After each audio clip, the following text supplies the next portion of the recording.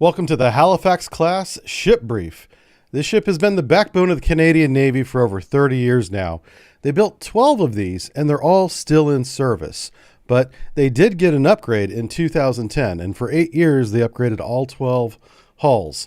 So these combatants are going to be gradually replaced over time, but for now, they are the mainstay of the Canadian Navy. They have a great sensor suite that we're going to go over today, and a medium scale or good anti-surface punch, as you'll see. They have some surface to air capability, but are primarily a shallow water ASW focused patrol boat that patrols the Canadian shores and occasionally joins the United States fleet in fleet maneuvers over in the Pacific and NATO operations in the Atlantic. This ship entered service in 1992.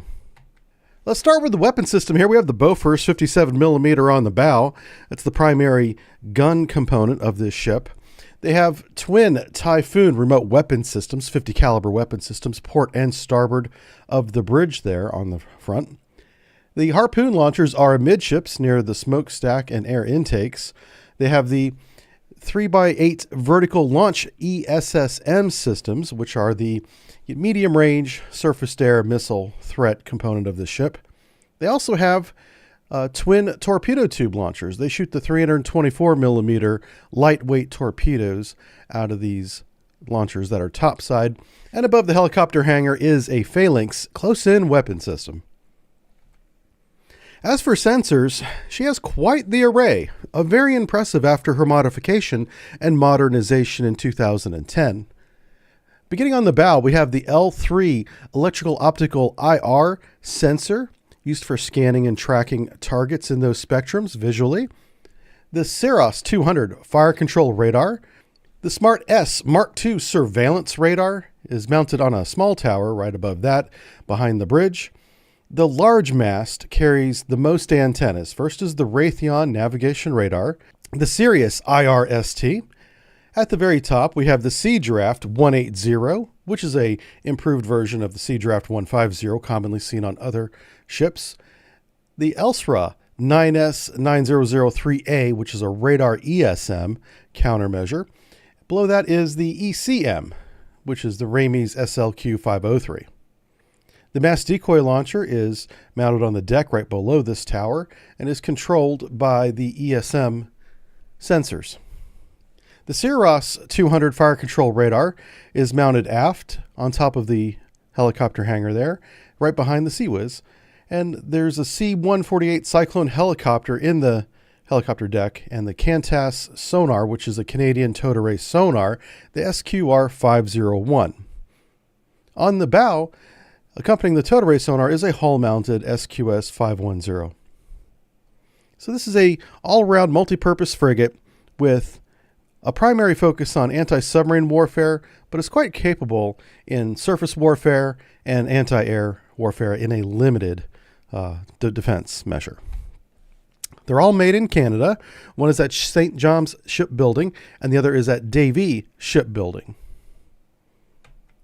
The Halifax-class frigate by the numbers, this is a co-dog structure. That's combined diesel or gas. It can't run both at the same time, so it's one or the other. Her gas turbines are the LM2500. She has 2 of them, and she has a diesel engine. It's a 20 PA6V 280 diesel that is coupled to both shafts when it's running.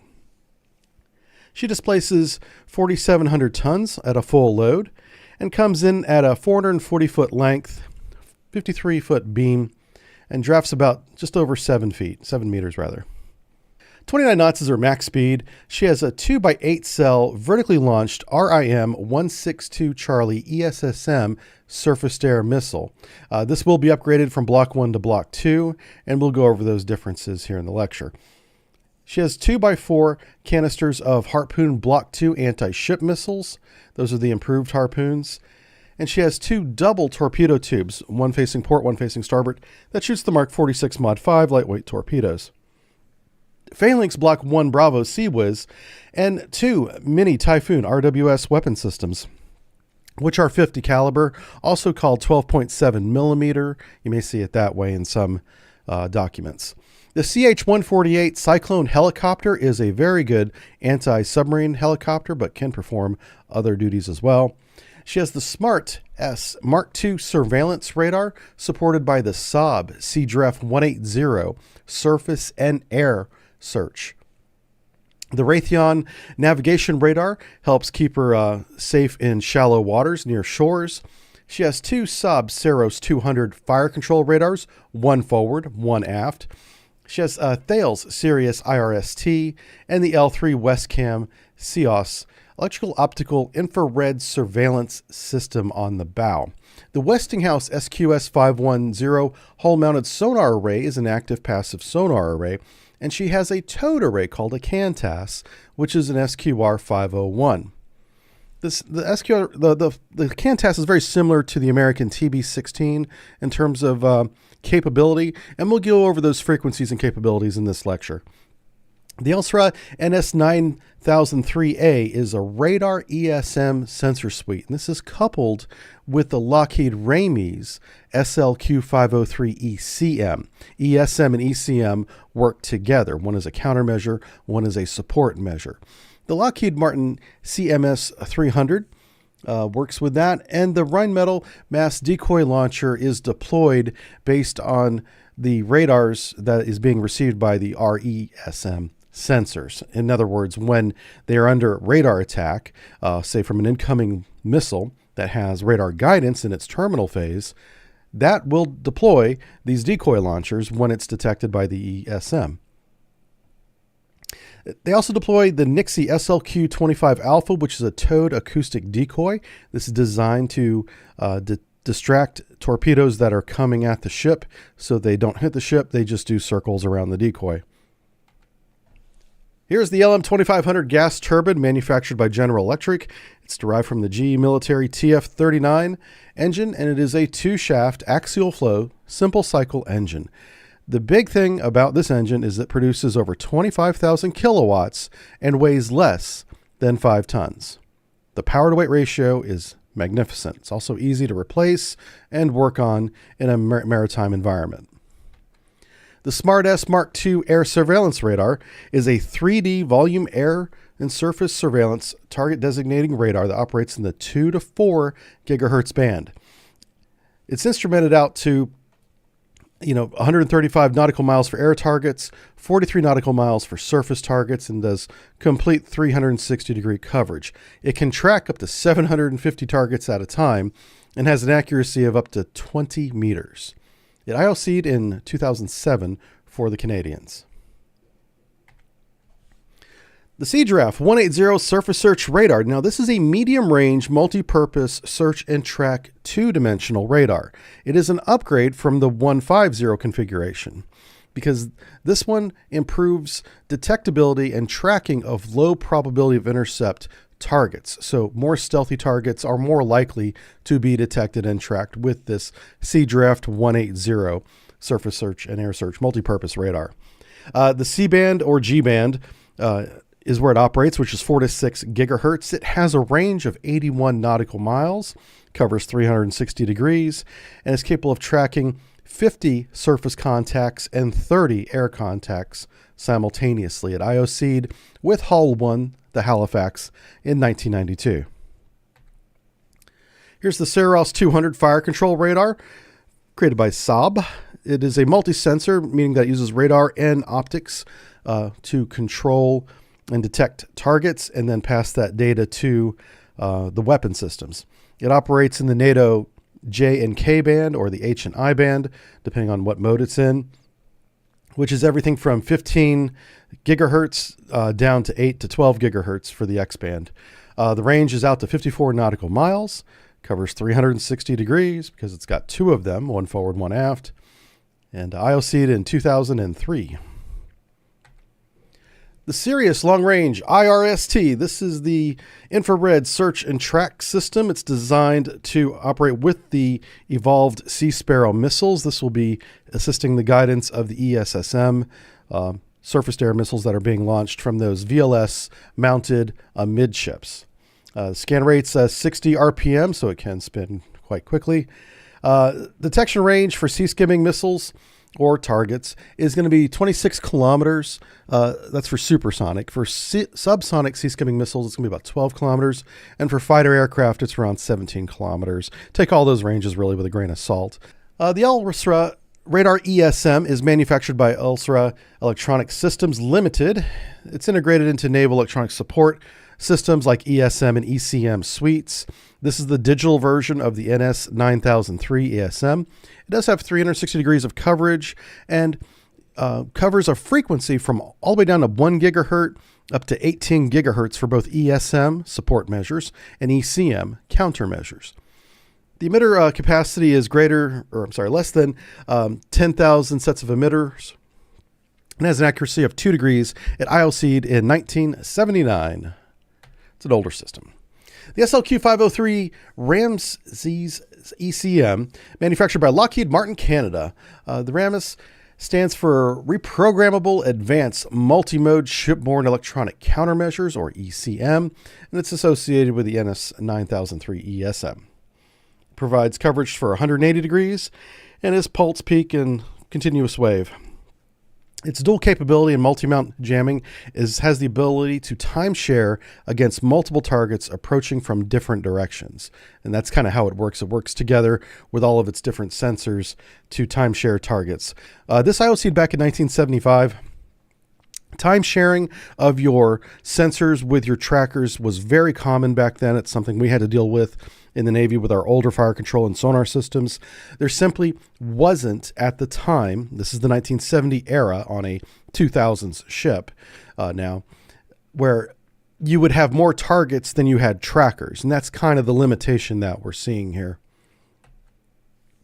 The SQR-501 CANTAS, that's the Canadian Towed Array Sonar System, is a VL, very low frequency, passive towed sonar array.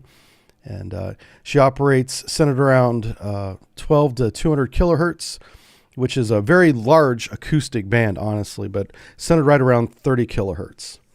The bearing accuracy is plus or minus 1 degree of the selected range scale. So if you're at 10,000 yards, 1% of 10,000 yards for its active sonar system.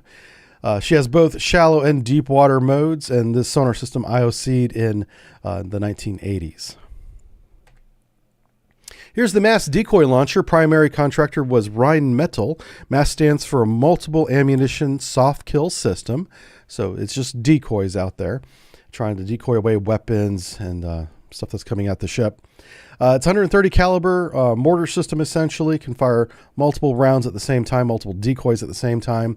And these include IR decoys, distraction, seduction decoys, and have multiple different capabilities depending on what they're trying to decoy from the ship, like anti-ship missiles, things of that nature. This IOC'd back in 2002. Here is the RGM-84L Harpoon Block 2. This is a subsonic anti-ship missile, been around for ages. Has max range of 67 nautical miles, has a 221 kilogram high explosive warhead, and it is turbojet powered after its rocket boost launch. And this version, the Block 2, IOC'd in the 2000s. Here's the RIM 162 ESSM. This is the evolved Sea Sparrow missile. This one has a range of just under 30 nautical miles. So that puts it firmly into the medium range category. But they have a limited number of these, port and starboard, and 2 vertically launched launchers. This is a supersonic Mach 3 missile. The warhead is only 39 kilograms of blast fragmentation, but that's designed to shoot down, fragile, whether it's missiles or aircraft out there. It doesn't need a large warhead. It is semi-active homing, which is why you have those radars, fire control radars, forward and aft. And this IOC'd in 2004. Here's the Mark 15 Phalanx Block 1 Bravo. This is very common and popular close-in weapon system among American ships and many allied ships as well. It's based on the Mark 61A2 Vulcan rotary cannon. Shoots over thousands of rounds a minute. Has a magazine of 4,500 rounds for this current version. An effective range of about 1.5 kilometers. It can search and track and use optical guidance for tracking a target and engage it with its rotary cannon firing 1,500 rounds a minute. This IOC'd all the way back in the 1980s and has been steadily upgraded over time. The version we have today is a little more capable than the version we had in the 1980s. One of the bigger additions is the addition of electrical, optical, visual systems that can guide the close-in weapon system. So it doesn't only depend on radar at this point. Here's the Bofors 57mm gun, manufactured by BAE Systems. It's a 57 caliber gun, has it's radar directed and has capable of firing 3 programmable ammunitions. So we have point detonating on impact shells, we have proximity shells, and programmed modes, which do special things. It has a 16-kilometer range. They keep 1,000 rounds on board in the magazine below decks, and this weapon IOC'd in 2003. Here's a CH-148 Cyclone helicopter manufactured by Sikorsky. It is a twin-engine, multi-role, shipborne helicopter. Operating speed is 165 knots. Surface ceiling is just over 11,000 feet and has a range of 444 nautical miles. The sensors are the L3 HELRAS sonar system, the Telephonics ISAR radar system, and also includes ESM and laser warning and IR jamming systems on board. It is a multi-role helicopter that focuses on anti-submarine warfare, which is the primary mission of both this helicopter and the ship, but the ship is capable of a multi-role mission. Carries 2 Mark 46 lightweight torpedoes or a 7.62 millimeter machine gun. This version of the Cyclone helicopter IOC'd in the 2018, relatively recently compared to the rest of the ship. All right, the Halifax-Class, final thoughts of this ship. It is exactly what Canada needed in the 1990s. They were replacing the older Iroquois-class frigates, which were, aging out. They had been in service for many decades, and now the Halifax-Class, after 30 years and one life extension called the Flex or Felix, is aging out as well, and it is time for this ship to be retired and replaced with the new OPV, which we'll be doing a lecture on here shortly. So look forward to that. But as far as this ship goes, it is extremely capable. It was a perfect fit for the time for Canada. They needed a frigate-style ship that could do multi-role, but focus on the anti-submarine portion because that was the perceived threat during the development phase of the ship, which was the end of the Cold War. And that's what they got. And for 12 frigates in such a large coastline, they were able to get the most for their buck. So this was a very good investment by the Canadians, and it served the country for, well over, 30 years now. And these all plan to be retired in the 2030s by the new Canadian surface combatants that are coming in. And we have one of those lectures coming up called the OPV, which I think you'll enjoy. So look forward to that. And final thought on the Halifax-Class is that it is a good ship. Well done. Thanks for listening, everybody.